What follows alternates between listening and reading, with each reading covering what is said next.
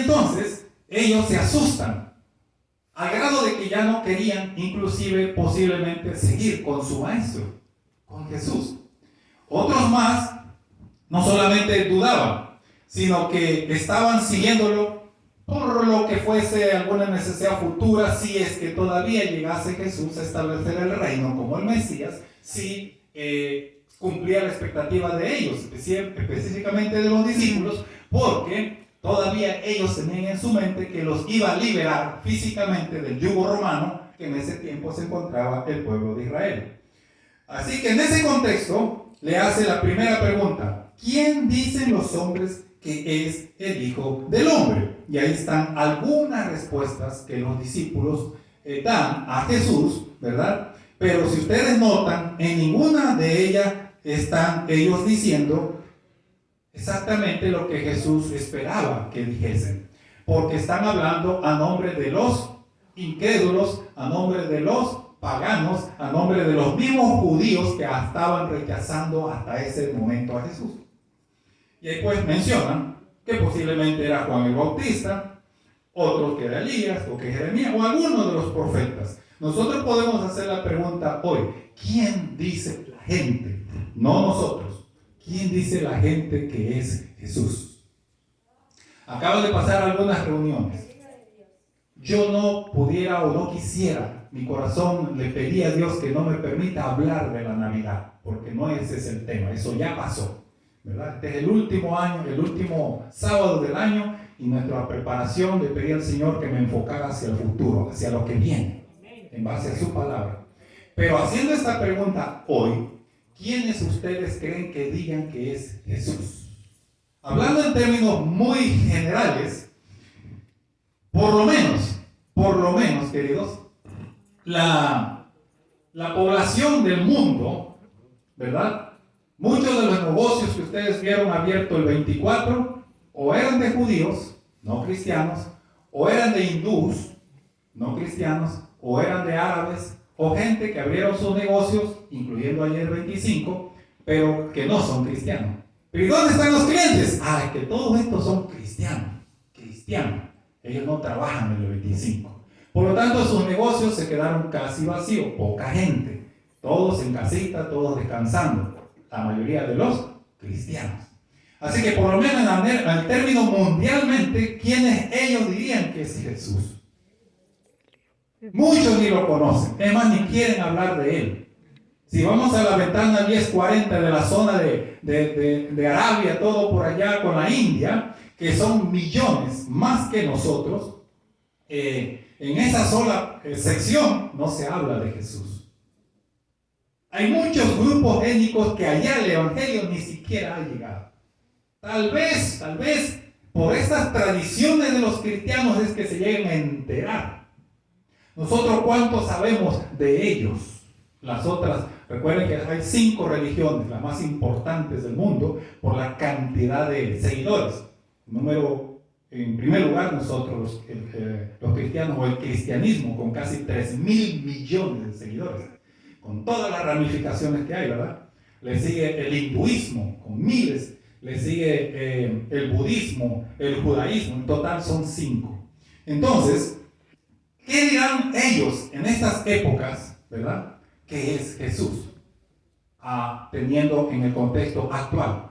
Pero bueno, muy poco hablan de Jesús, porque no conocen de Jesús, no saben de Él, mucho menos de la Santa Palabra, porque se siguen ellos apoyando en otros libros, sus libros sagrados, como el Corán, por ejemplo. Pero siguiendo el contexto entonces, ahora Jesús, en el segundo punto que quiero resaltar: ¿y vosotros quién decís que soy yo? Ahora esta pregunta es para nosotros, para los cristianos. Y les pregunta entonces: ¿quién decís que soy yo? En este año que se acaba, querido, sería bueno, como decía el himno que encontramos, escuchamos esta mañana, este año realmente fui mejor cristiano, realmente tengo la respuesta que hoy Dios me está preguntando, ¿y tú quién dices que soy yo? La pregunta ahora en ese contexto, en ese retiro, allá en Cesarea de Filipo, fue para los discípulos que estaban ahí con Jesús. ¿Y vosotros quién decís que soy yo?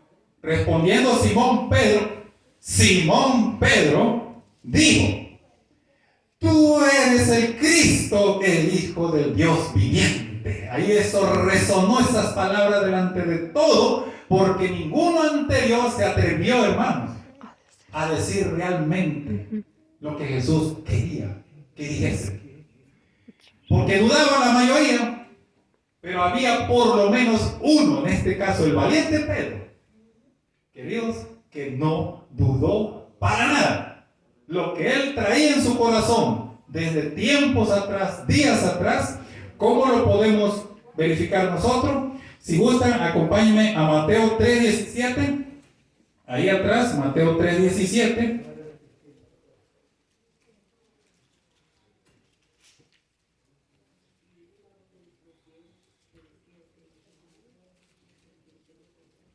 Hay muchas partes en la Biblia donde nosotros vamos a encontrar evidencia de si Jesús era el Cristo o no lo era.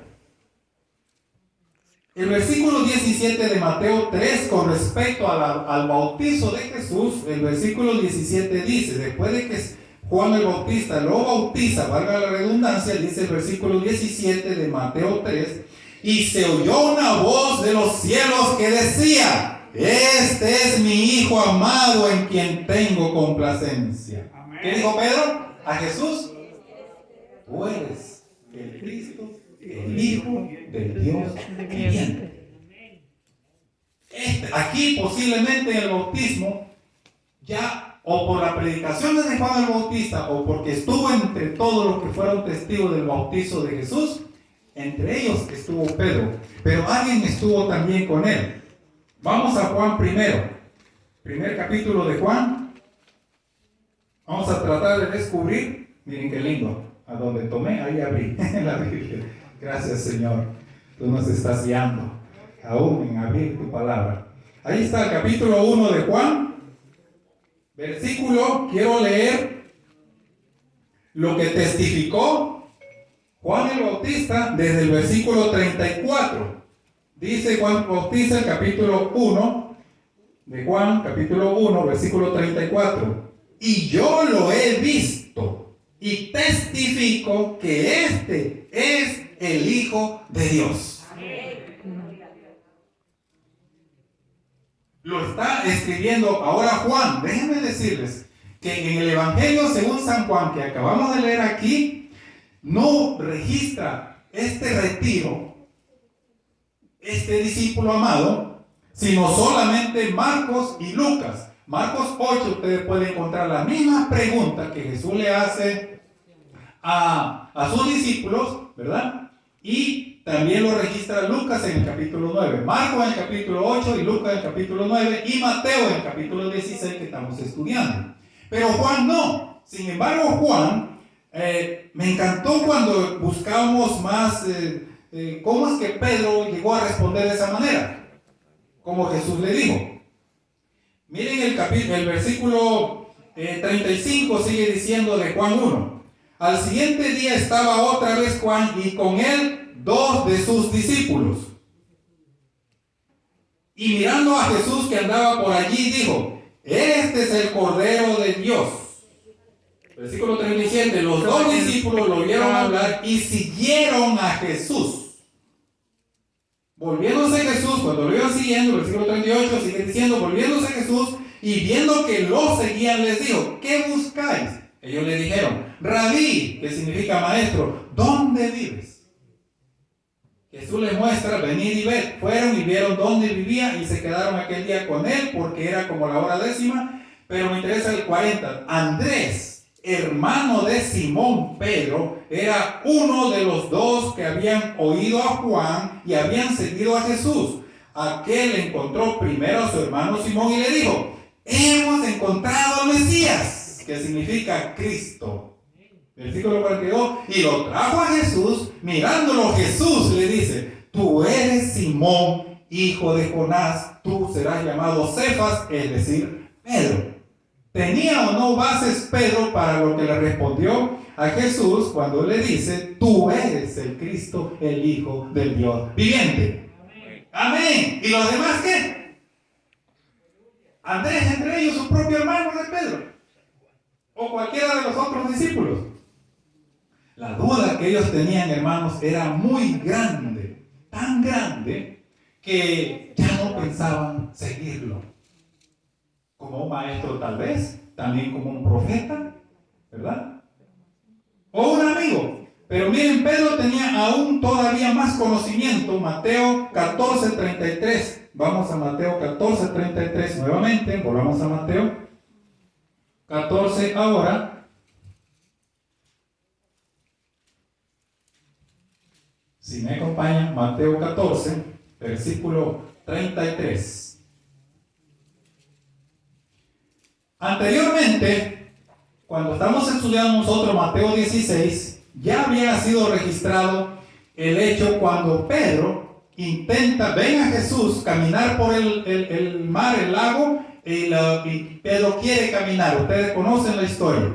Jesús anda sobre el mar, ese es el punto en Mateo 14, pero me interesa resaltar, cuando se calma todo, se dan cuenta que es Jesús. Jesús reprende a Pedro, le dice, hombre de poca fe, ¿por qué dudaste? El versículo 32 de Mateo 14 dice lo siguiente: en cuanto ellos subieron a la barca, se calmó el viento. Entonces los que estaban en la barca se acercaron y lo adoraron, diciendo, verdaderamente eres Hijo de Dios. Era necesario que mismo Pedro pasase por un milagro de tal magnitud para que pudiese confesar con todos los demás que Jesús era verdaderamente el Hijo de Dios. Hoy día la gente ha estado necesitando de señales. Ha venido la pandemia. Queridos, ¿cuántos han vuelto a Jesús? ¿Cuántos han estado falleciendo probablemente en Cristo? Porque en vida lo aceptaron, porque en vida lo tuvieron en su corazón, porque en vida le entregaron su corazón.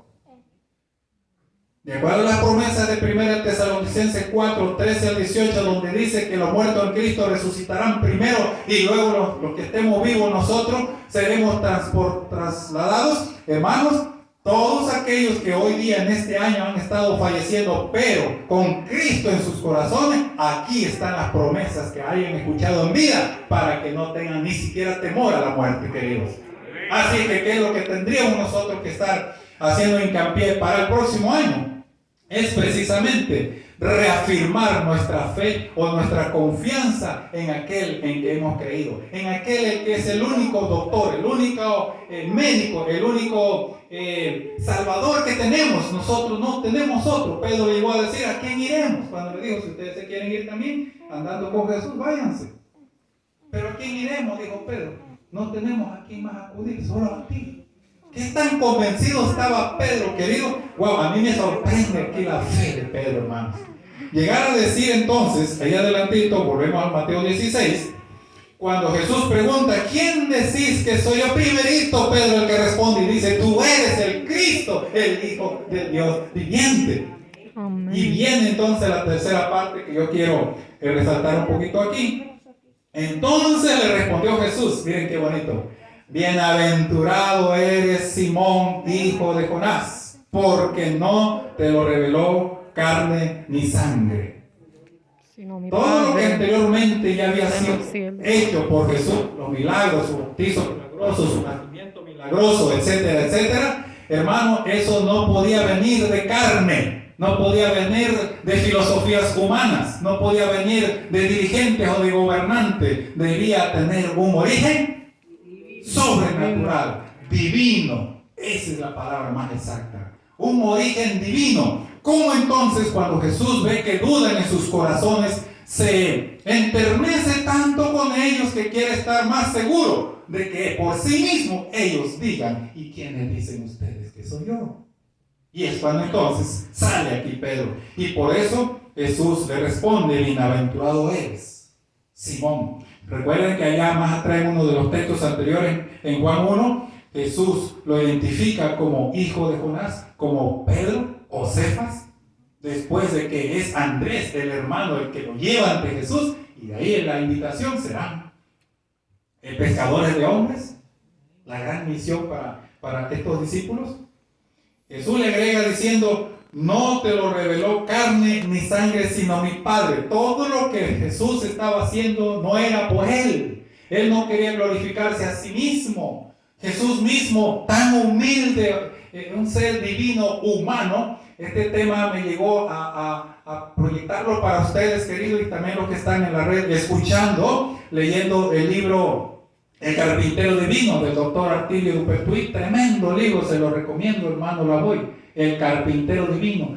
Bien, de manera maravillosa, él va explicando lo que para muchos de nosotros todavía es misterio. ¿Cómo? Un hombre Dios, Dios humano, Dios hombre divino humano. Es un misterio todavía, hermano. No vamos a poder entenderlo nosotros cómo todo esto fue posible, que Dios, Emmanuel, viniese a nacer con nosotros como un ser, como un bebito inofensivo de la Virgen María. Nosotros todavía no podemos captar eso. Y José inclusive rechazó a María cuando se enteró que estaba embarazada. Así que, querido, es un misterio. Nosotros no vamos a poder llegar a tener todo el conocimiento, pero lo que nos ha venido, nos ha llegado, nos ha sido revelado por el Padre, eso es divino. Y nosotros, ¿qué tenemos que hacer? Aceptarlo por fe, creyendo sin dudar. Pero hoy día se han metido tanto las tradiciones aún en la iglesia, que esas son las que a veces nos hacen flaquear, queridos. El hermano Víctor, recuerdo que me dijo cuando me preparaba en los estudios bíblicos, dice, no te preocupes por lo que veas de nosotros mismos, los humanos. Vas a ver cosas tal vez que no estés de acuerdo conmigo o con alguien de la iglesia. Pero tu mirada que esté puesta en Cristo. Hermano, si yo no hubiese oído ese consejo de mi hermano y amigo, saludo Víctor, yo sé que vas a escucharlo allá en Perú. Te queremos desde aquí del Faro y un saludo para ti y la familia también, tu esposa Doris. Así es que, hermanos queridos, como nosotros, no va a ser fácil que podamos, con más que escudriñemos, por más que busquemos, con más que le preguntemos al Señor. Jesús le dice, bienaventurado, por lo menos que nos baste esto, queridos, que seamos bienaventurados nosotros, porque todo lo que hoy sabemos no ha sido por...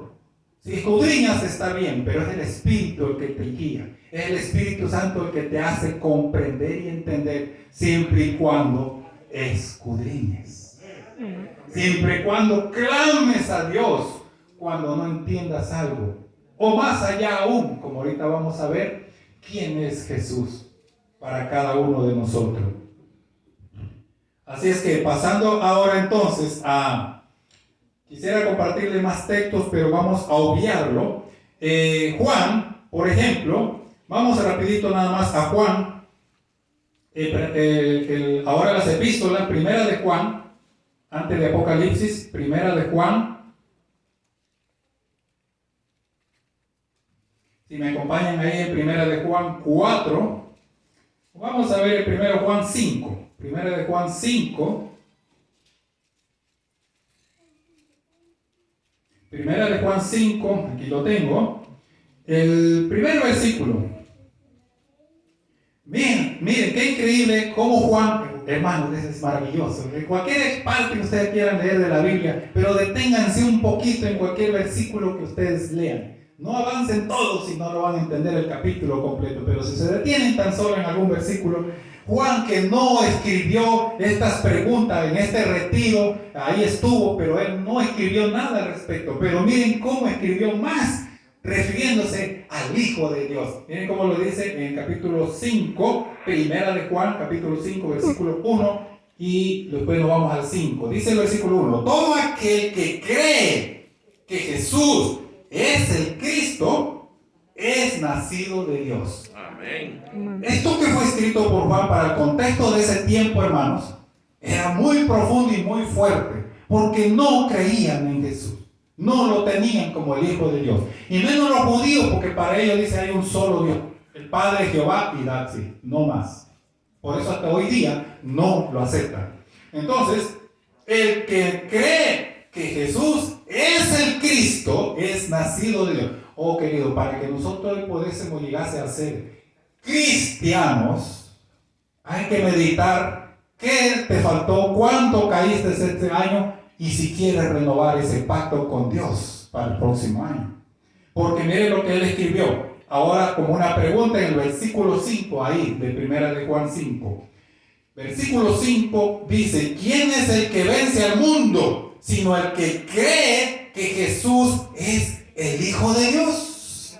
Hermano, viene esta pregunta para ti y para mí, bien pronto y bien rapidito. Porque viene un ataque artero, criminal, mortal a cada uno de nosotros para que niegues a Jesús. Ni siquiera prediques de Él públicamente, mucho menos en los púlpitos, y va a ser probada nuestra fe. Y entonces que te quede claro por lo menos en esta mañana, ¿quién es el que vence al mundo?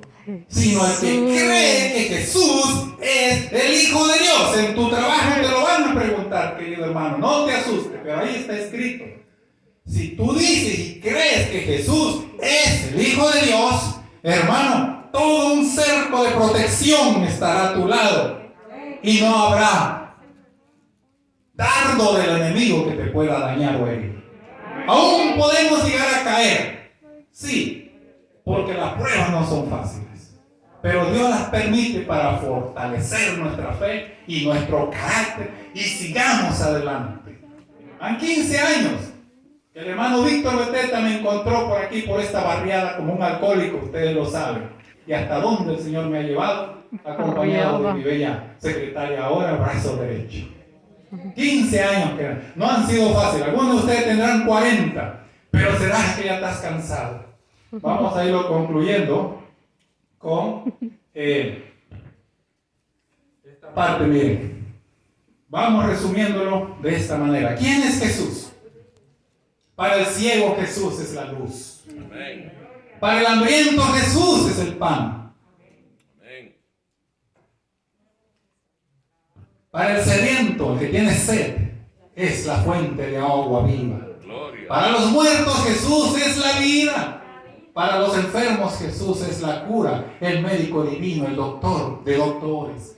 Para el prisionero Jesús es la libertad.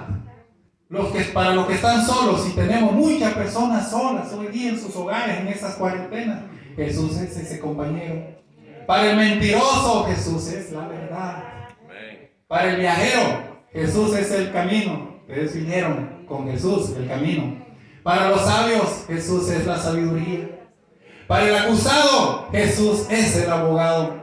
Para el abogado, Jesús es el juez, el justo juez. Y para ese juez, Jesús es la justicia.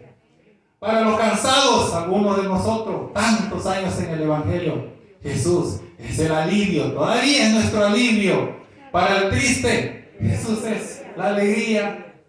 Para el pobre, Jesús es el tesorero, hermanos. Vienen los cheques, llegan los cheques, pero no olvidemos quién es el tesorero mayor. Para el pecador, Jesús es el Salvador. Amén.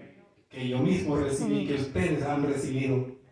Y para el creyente, el tema de hoy, Jesús es el Cristo, el Hijo de Dios viviente. ¿No les parece interesante? Hay muchas otras partes que puedan no estar aquí contemplando algunos de ustedes, posiblemente, pero se extendería el tiempo. Así es que, en el deseado de toda la gente, ese libro maravilloso que escribió la sierva Elena de White, bien inspirada, qué bonito va explicando, hermanos, la biografía de Jesús. Que ustedes quieran saber más de él, agárrense ese libro, el deseado de toda la gente. Miren lo que escribió. Desde el principio Pedro había creído que Jesús era el Mesías. ¿Lo vimos en la Escritura, sí o no? Él lo sabía, y los demás también lo sabían. Y él y sus compañeros no se desviaron de su fidelidad mientras andaban con Jesús y las pruebas no eran tan duras. Pedro había expresado la fe de los 12 cuando él respondió: tú eres el Cristo, el Hijo del Dios viviente. La verdad que Pedro había confesado es el fundamento de la fe del creyente. ¿Será eso también tu fundamento? ¿Esa fe de Pedro? El amor hacia las almas, la misión para la iglesia ahora, por las cuales Cristo murió significa crucificar el yo, hermanos. Y para el otro año tú dices que eres cristiano y dices que Cristo es el Hijo de Dios y dices que es el Salvador y dices que es tu Salvador, hermano, no sabemos cómo vienen las pruebas del próximo año, pero sí tenemos que estar más agarrados de Él.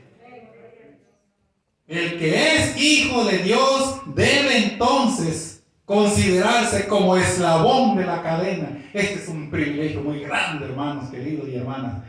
Ustedes conocen una cadena, ¿verdad? Una cadena tiene los eslabones. Que Dios te considere esta mañana que eres ese eslabón. Inspirada la sierva del Señor lo puso allí. Como eslabón de la cadena arrojada, ¿para qué?